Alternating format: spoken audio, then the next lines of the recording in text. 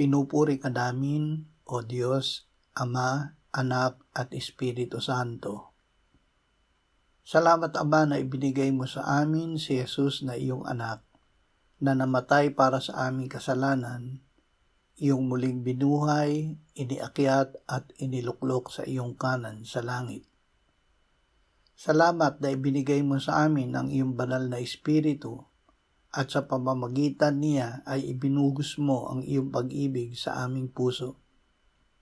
Salamat na kami ay inari mong matuwid dahil kay Jesus. Patuloy mo kaming biyayaan na mamuhay na sumasampalataya at laging nakasuko sa iyo, sa iyong anak at sa Espiritu Santo. Amen.